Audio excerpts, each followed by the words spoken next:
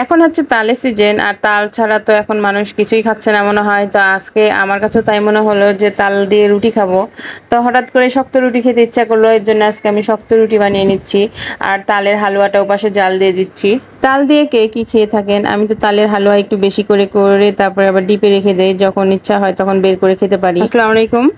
ছোটকালে মানুষের একরকম রুচি থাকে, আবার বড় হলে হয়তো অন্যরকম রুচি হয়। তো ছোটবেলায় আমি তাল খেতেই চাইতাম না, কিন্তু ইদানিং আমার কাছে তালটা খুবই ভালো লাগে। এর জন্য এই যে দেখতেই পাচ্ছেন যে আমি জাল দিয়ে নিলাম, আর রুটির সাথে খাবো বলে আরো বেশি করে ঘন করে জাল দিয়ে নিয়েছি। অনেকে দেখেছি যে পান্তা ভাত বা দুধ ভাতেও খায়, তো আমি ওই রকম করে খেতে পারি না।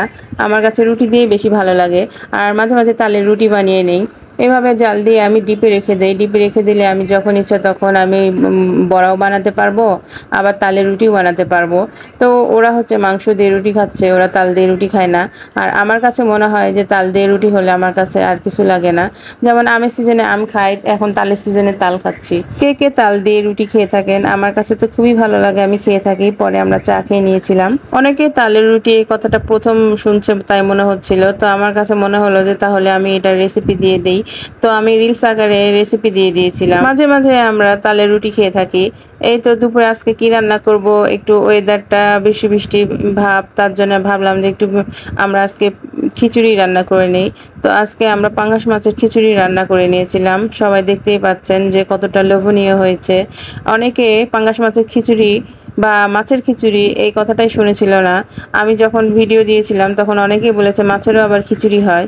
তো আমি নিজেও জানতাম না, বিয়ের পরেই আমি শিখেছি এই খিচুড়ি রান্নাটা। খাওয়া দাওয়া শেষ করে আমরা বিকালে চলে গেছিলাম ছাদে।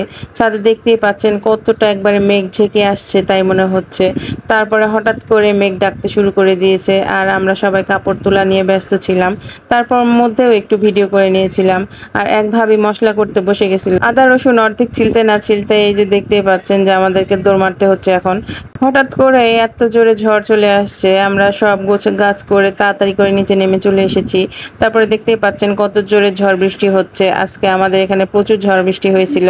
আর ঝড় বৃষ্টি হওয়া মানে তো আবার খাওয়া দাওয়া। তো তাল তো আমি জাল দিয়েই রেখেছিলাম। তো ভাবলাম যে এই তালটা দিয়ে আমি এখন তাহলে একটু বড়া বানিয়ে নেই, তাহলে সবাই মিলে খেতে পারবো। তো আমরা বড়া বানাতে শুরু করে দিয়েছি। আমার ছেলেটার বড়া খুবই পছন্দ। তো সবাই খেতে শুরু করে দিয়েছে। আমি একদিকে বানাচ্ছি আর তাদেরকে দিচ্ছি। কোনো কিছু বানালে সবাই খেলে মনে হয় যে না, জিনিসটা ভালো হয়েছে, খেতে ভালো লেগেছে দেখে খাচ্ছে।